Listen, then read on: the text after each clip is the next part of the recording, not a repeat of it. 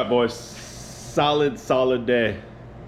Feels good to not ever have to cut on this thing ever again. I don't mind grinding on it, like building new parts are grinding, but cutting, I'm over that shit. And it is all done 100%. What? Uh-huh. So we can move forward. I got everything mocked up that we need in there for tomorrow. So tomorrow's goal is going to be the new bars that attach from here out to the back. Gusset it back in there. Oh, damn it, I forgot to grind one right there. Get the grinder out, Tucker. Get the grinder out real quick, we gotta do that. Yeah, so we'll start heading back tomorrow and should be looking pretty good.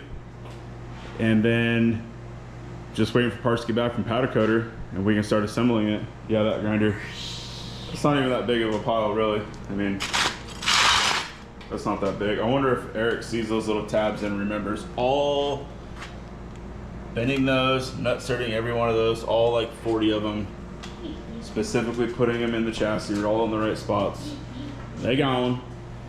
So hell yeah. So tomorrow, another solid day on it. And I don't know if I said what our goal was, but my goal is those tubes in the back, tied back in, take the light bar, get the light bar modified so it bolts into the front of the chassis. And then I'm gonna try to get, this is gonna be a whole storage area in here. So I'm gonna try to get my starter and alternator, either one on each side or one or the other right there. You never used to be able to get in right here. This used to be a big dimple-dyed gusset, so now that's gone. And if the starter and alternator can fit in there, which obviously they most likely will, then I can remove this starter and alternator bracket, and then we will put a fire suppression bottle standing vertical right here, plumb it into the chassis, and that's one of the upgrades that we want to do. So we'll just keep on keeping on, as they say.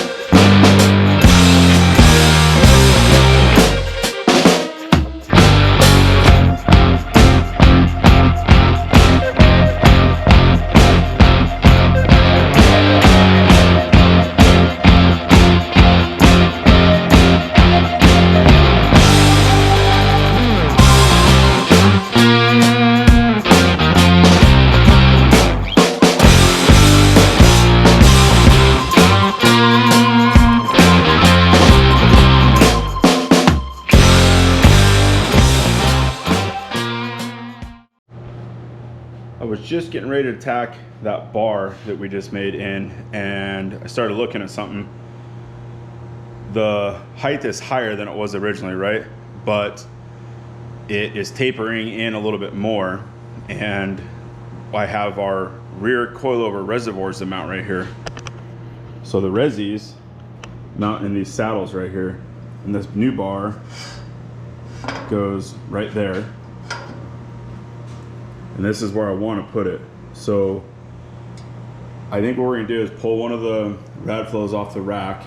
I know that it won't go in the shock pocket right now because the rig isn't high enough, but I think we can put the shock kind of up inside the chassis a little bit and maybe zip tie it in there, and then let's mount a reservoir just to make sure we don't hose ourselves, so that way we can change anything we need to now. If we need to move the angle out and adjust the notch a little bit, hopefully not, because those notches fit perfect. But yeah, let's pull one out and see what happens.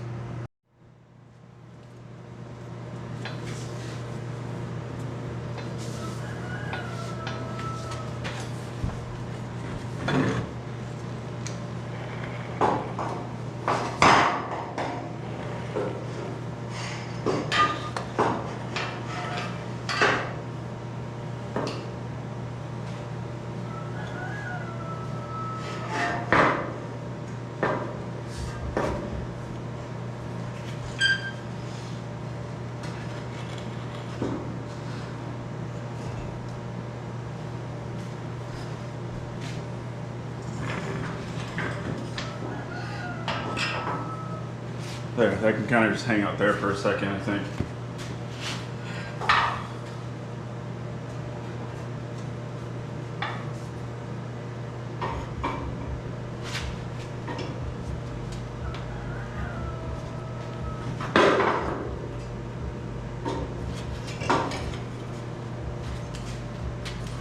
So before I even hose clamp anything, let's just see what this is going to look like. Okay, so that will not fit. You can see, I'll put it back where I want it back here. Right there, it touches the reservoir. And you can see it's not hitting the tube. Even if you move the reservoir up, you probably could get there, but then it would completely render this last mount right here useless. So I'm going to adjust my end piece back here. I'll get it kind of move back out of the way, and then we are going to have to readjust this notch. You could put a bend in this bar super easy, kick it back, bend it the other way, but I don't want any bends in this piece. I want it just notched here, welded to the chassis. Back here it's going to get cut at an angle, get capped, welded, and sanded, and there's going to be a little kicker in here that just ties it back in. These are the bars that are going to get trashed if you get hit or you roll or you drop on a rock really hard, so I want them easy to replace. So, all right, well, let's go on to plan B on this piece.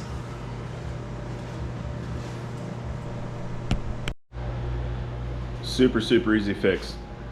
It's still gonna work, same bar, everything's gonna work just fine. So all we did is I just put a little slit in the angle right there. Was able to lean it out where we want it. We will have to re-notch this bar. So that slides up in there. You can see on the back side of it right there. No bueno. So we got plenty of room on the reservoir now. Everything's good there. And then we have it set up to where the horizontal plane, the bar where my hand is on, matches out to the front of the chassis. So now we can fire up the TIG welder. Actually, hold on, can't fire up the TIG welder yet. I need to re-notch that piece. So I'll go through that process really fast, get it fit perfect like we did on the first notch, and then we'll TIG tack it in. We got to adjust the notch on the other side, get it TIG tacked in, and then we'll start working on the little brackets on the back.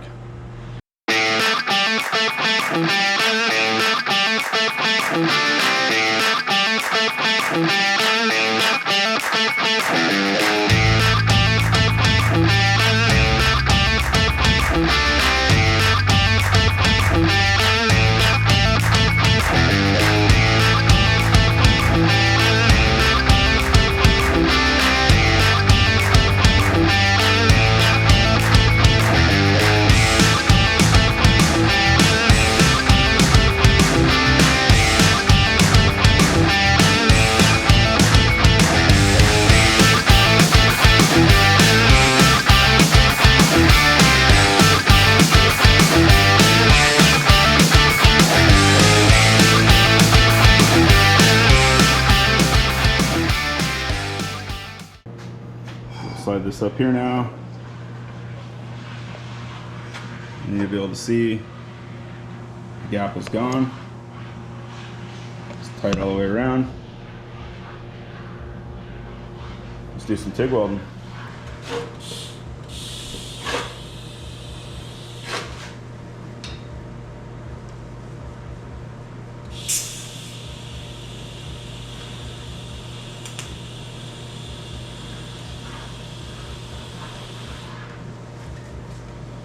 Okay, so that's all we need on this side right now. So now I'm going to duplicate the other side. I won't film any of that. We'll just get it in, get it tacked up, get it done.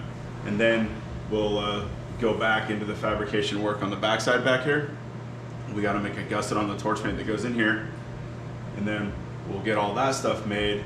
And once that is built, that's really the only fabrication I wanted to do to the back of this chassis. So if we can get that done today and out of the way, I really want to get the front light bar finished. Like I mentioned earlier, we're going to make a bolt on. There's some TIG welding up here in the chassis, which I don't know if you can, you probably can't see it, but the coolant overflow bottle bracket, I only ever welded the outside of it because the radiator and the firewall was already in, so I need a TIG weld behind there.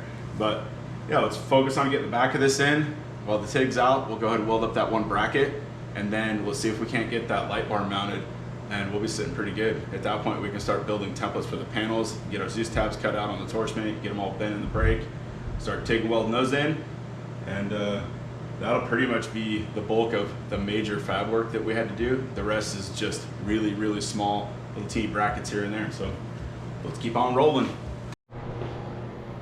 Both sides are on. So now we need to move to making two little kickers off the chassis in the back. And these are gonna be pretty simple. And this is kind of what I'm thinking. So this is 1 3/4 120 wall DOM. And I think I'm gonna take some 1.5 120 wall DOM. We'll slide inside the tube right here, probably 1 inch or so. And then you can see the plane difference now between those two bars, kind of. This bar is higher than this bar. So instead of just face welding it on there, which I actually don't mind doing, I've done a lot of that. Oh, it's outside. My whole front diff skid plate is that way. You could just put a miter on this, bevel, TIG weld, back up. Actually, you know what? Now that I'm sitting here with the camera looking at this, you guys see this bar right here? That little kicker down to the bump can? Maybe that's what we need to do. Let's not bend. I was gonna get the bender out over there and do some bending. I kind of like that idea better. Why don't we just run a simple notch from here down to there? We'll cut that angle on the bandsaw, TIG weld it there, TIG weld it there. Then I gotta make sure that these on both sides are the same distance from the top of the sway bar mount up, get those trimmed off. That will slug with a piece of 1 1/4 120 wall, go 1.5 inches over the top side of that, go up, hit this gusset, and weld that all together. We're gonna cut these kind of like this, cap them, and that'll wrap this project up. So I guess no bending toothing today. That's kind of cool. This will be faster, it'll match. That's how all these projects go. You have them in your head, I know exactly what I'm gonna do, then you start laying it out and you're like, that doesn't look right. Or, oh, this would be easier. Or your buddy stops by and goes, why don't you do it this way? And you're like, man, I didn't think about doing it that way. That's a good idea too. So eventually they just fall together and you weld them up.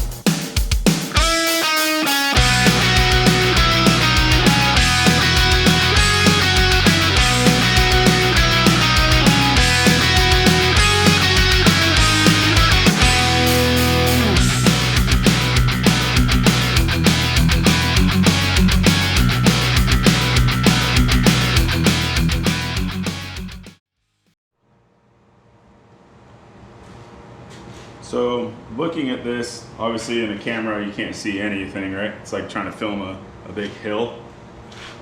There's 3 different angles going on here with a bar that's already fixed, 2 bars that have to hit it.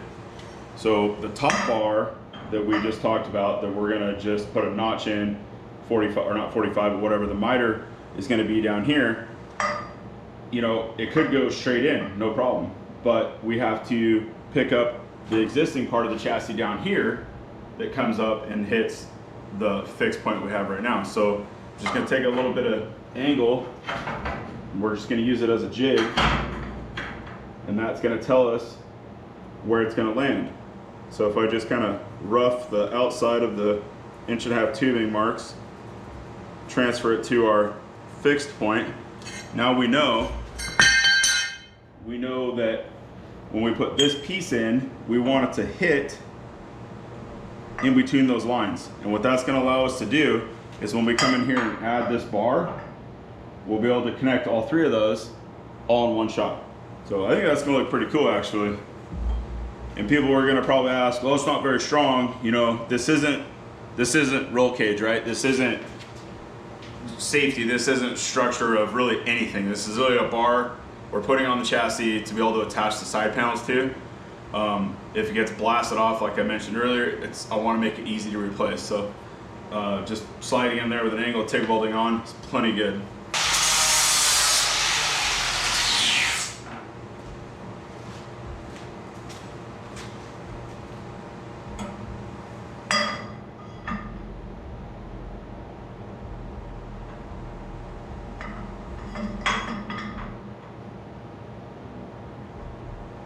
Okay, so our notch to our fixed tube and our new tube is good.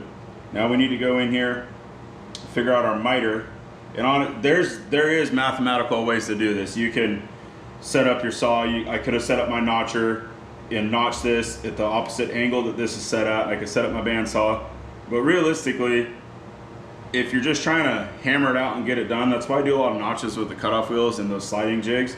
And I'll just transfer this. I'll cut it a little long, because it's faster for me to just fumble my way through it and get it done than it is to set up all the tools. Unless I was gonna make, if I was gonna make like 90 of these, obviously I would set up a tool that cuts them all at the same length, jigs them, notches them at the same, but we're not, we're building 2, they're opposite of each other. So we're just gonna do it this way.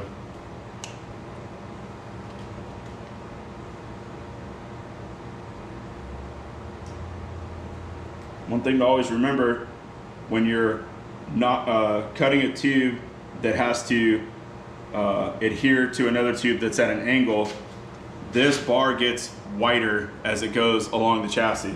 So if I cut that exactly on that mark right there, by the time I slide it to there, it's gonna be 1 inch too short roughly. So all that is a reference, and then I'll actually take a measuring tape and we'll measure from the top of the chassis here to this fixed location, get that measurement. That will be the short point of the miter, and we will still add 1/4 inch to it there.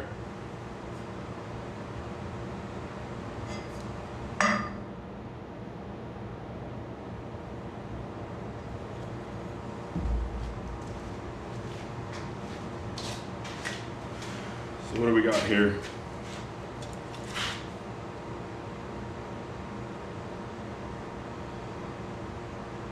So it's about 7 inches to the center line of tube. Now we're putting 1.5" on 1 3/4, so it doesn't quite reach center line of tube. It only really reaches in, 3/4 of the way to center line. So you have to be really careful when you're doing these measurements, not to just think, yeah, I'm doing 1 3/4, 1 3/4, ½ inch in, blah blah blah. You can really sour up a part really quick.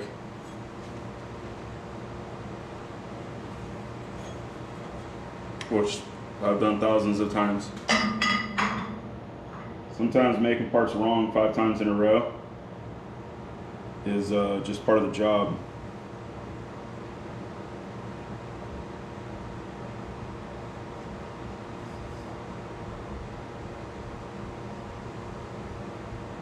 So the line I'm scribing on here is the top of the notch.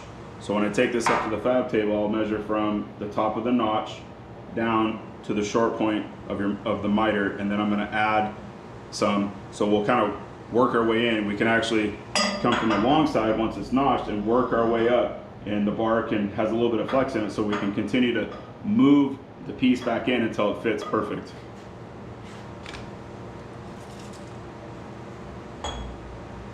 So it's showing us about 6 1/4 from the top side of this tube to the top where it lands here on the short side. So 6 1/4 inches.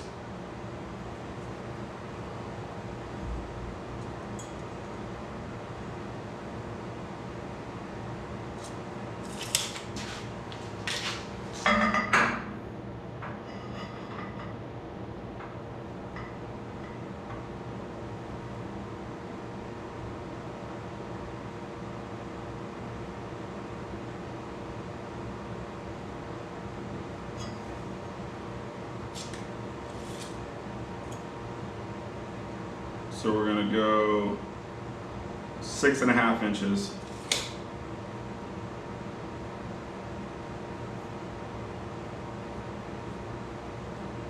Now don't be surprised if I cut this and you see me just throw it in the garbage. That happens a lot.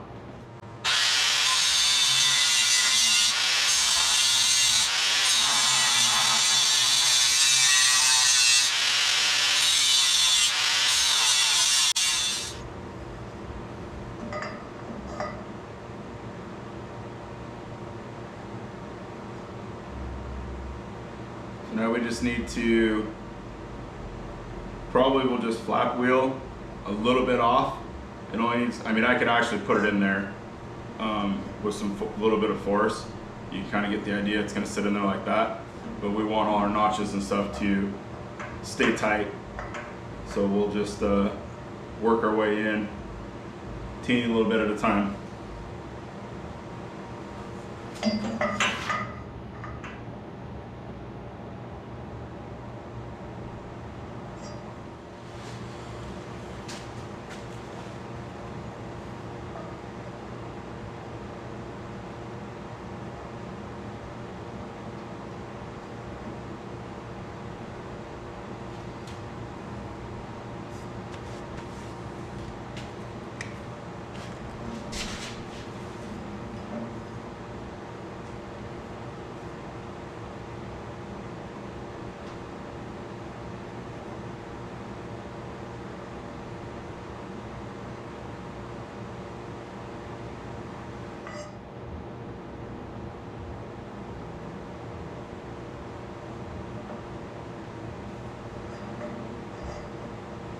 Cool, so that's about one trip back to the fab table away from that being ready to tack in, although I'm not gonna tack it in yet.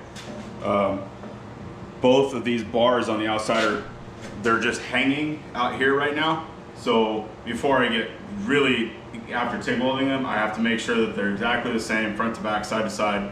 So I wanna get both of these made, and then I can make these the same angle off the bar this way, get them tacked to the chassis, put pressure on it this way, work this bar in. So I'll go ahead and get all that stuff fitted, get it ready to weld, and then we'll get back on here and do some welding. Well, we ran into a small situation, but not a bad situation, just a little situation. So when I was working on getting this bar right here to fit up in here where we need it, connect back into here, the plane was off. So I took this piece of angle iron, slid it up there, and I'm not gonna be able to really show exactly what's going on, but if you see where my thumb is right here, this edge would simulate the outside of the tube. It lands right there, okay, no big deal. But if you follow it on this side, you see the outside edge of the angle iron there, how it's sticking out past the tube. So there's a couple ways to fix this. One, you cut this bar completely out, start over. Two, you put a bend somewhere in the bar that lands. Or three, where this line and this line are, we put a 1/8 inch gusset, about an 1/8 inch inside the tube, TIG weld it all in, which I wanted to put gussets on somewhere in here, but not that, wasn't planning on going that big. So we'll do a 4x3 gusset, and what that'll allow is when this tube works its way up here, it'll land and just be a miter and TIG weld right into that plate. So we'll do that. That'll fix that small situation. This bar is tacked in there. It's kind of what it's looking like. So we'll just move on to making gussets. I'll make 2 real fast on the torch mate, get them TIG welded in, and then that actually makes this bar right here way faster.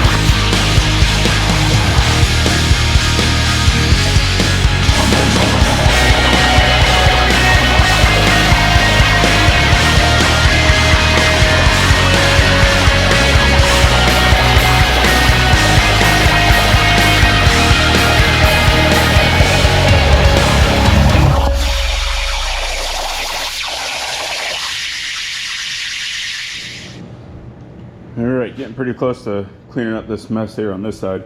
So this is our gusset, and I hope it fits because it's already cleaned and edged and ready to go. So let's make sure we're gonna be good up here.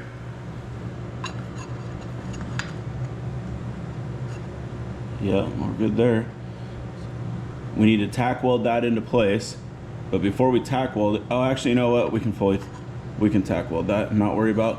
A lot of times when you build parts, you want to weld all the way inside before, but it's only 1/8 inch. That little bit ain't gonna matter. So we will tack the gusset into place, and then we can go ahead and put, you know, some weld in here, get some weld up in there, and then we'll be able to put this piece all the way in. And then I have another gusset made for the other side. I have not made this piece on the other side yet. I've been working on this same side the whole time. So we'll get that put together, and then hopefully we'll just rinse and repeat the other side.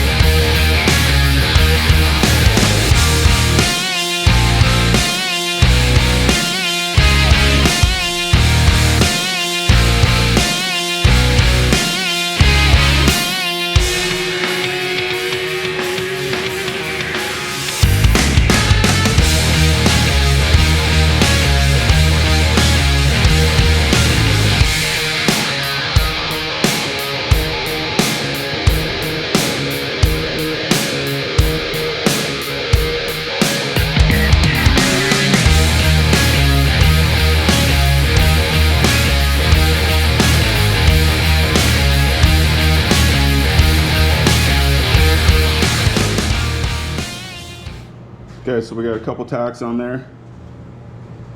If you call those tacks, it's enough to hold it.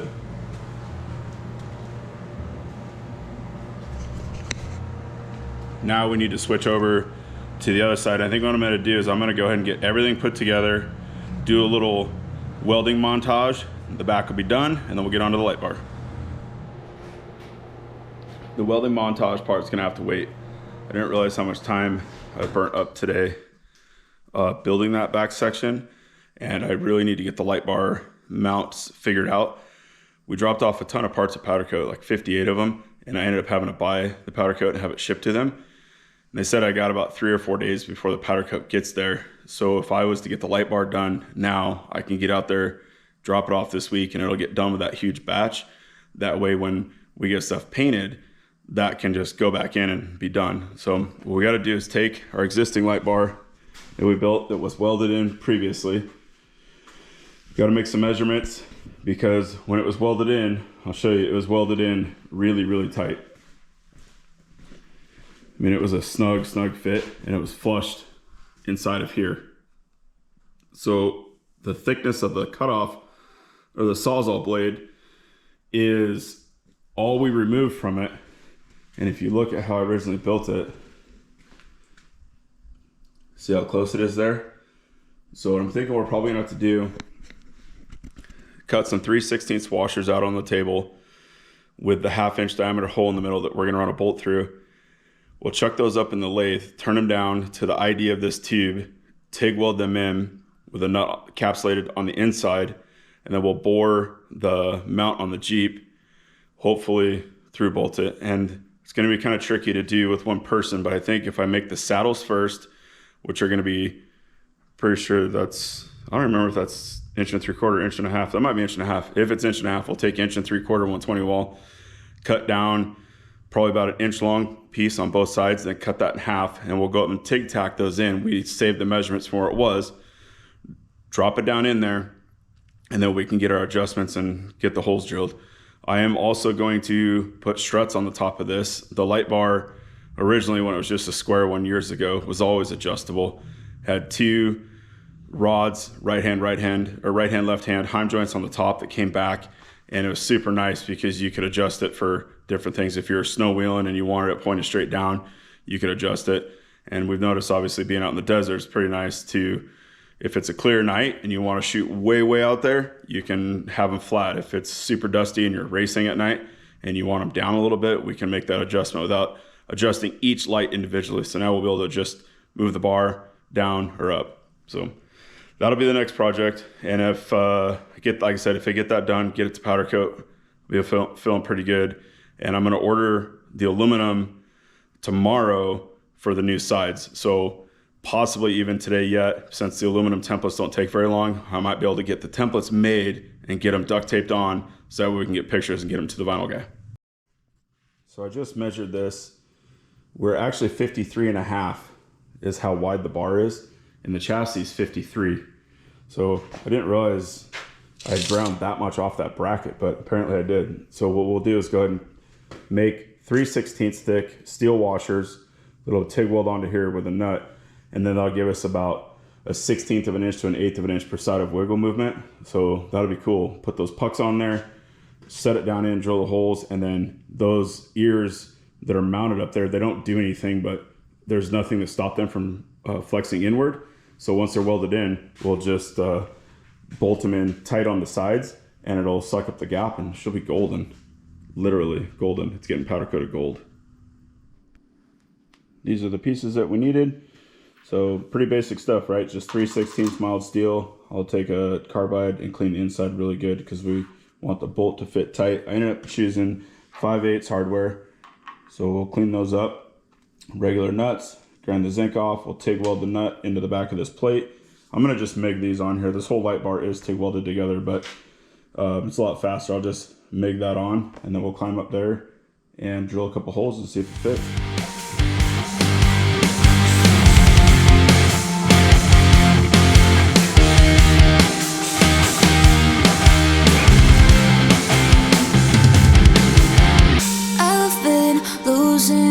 Again, and your smoke when I praise you in. I'm breaking down, I'm spinning out.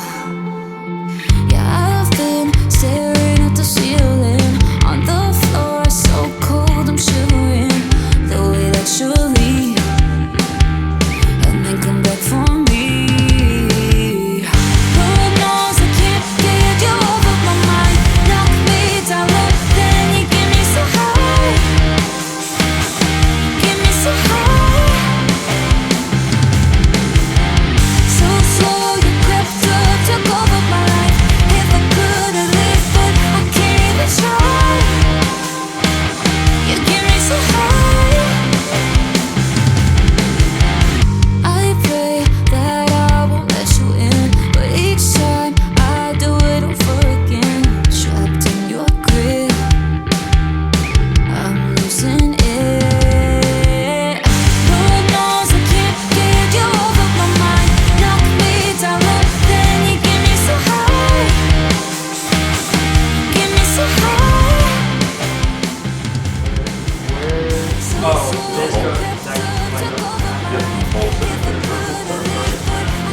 Let's go up evenly. There.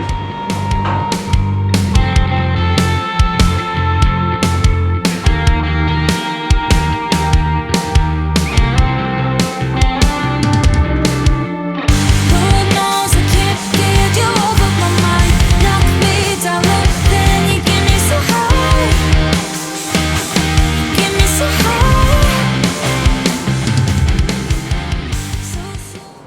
Okay, we're looking good on this. I think I might open these holes up to 3/4 of an inch just to give us a little bit of more leeway, unless it's like, well, it is level, so that means it's good. The next thing we gotta do, we need to put 2 tabs on the top of this thing so we can run those kickers back like I was talking about. And I think I actually have the original ones left somewhere, I think. I'll have to look. See if I can show you guys. So this is something I did think about when I built the rig. A little middle finger in there. And I thought, man, I really want to make this thing bolt on, but I was out of time to make it to hammers. So I just welded it in there, but that would be so nice making that adjustable. It'd be really cool if it was on an actuator and then in the control panel and Eric could just hit a switch and it'd be like, whoop, whoop, lights up, lights down. But we're not that fancy around here. Unfortunately, I don't have those struts that I thought I did. And as soon as I walked away, I remember what I used them for.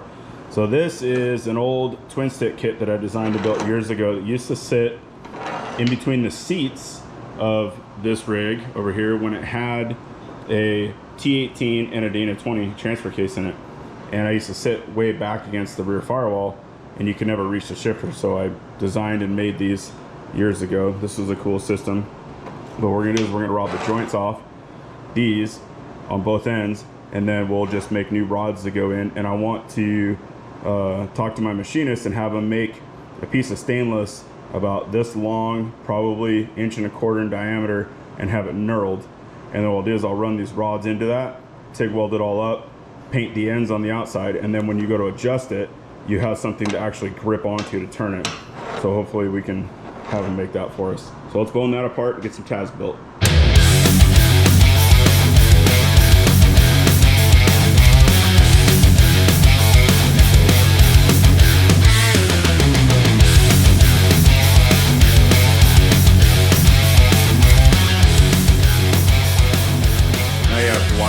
Struggle to figure out which one's right hand or left hand, because I don't think it's marked.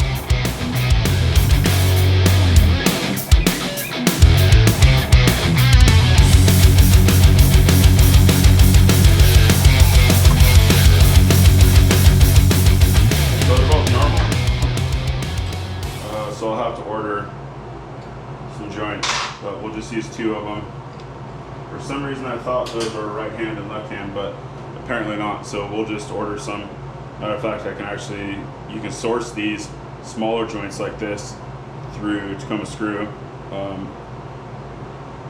These are some FKs, or I can just jump online and order some straight from FK. So anyway, on to making tabs. All right, let's see what we got to work with here. We just want to make a quick little check, make sure that we're, oh yeah, that should be fine. Where we're going to put our tabs will not interfere with anything to do with the lights. It shouldn't, because they're, yeah, we got plenty of room. Put them right there. Okay, so what I'm thinking on the light tabs is, let's put a little dealie right here. Get 1 inch out, cut it, TIG weld it. Pretty much be, yeah, just like this. Look at that. Strut tabs done. Just pulled them right out of the old ready mix container and glued them on there with some hot metal. So, I mean, I wish I could say I knew how to weld them, but obviously I'm not professional enough and I only know just enough to do it wrong. So let's keep doing it wrong.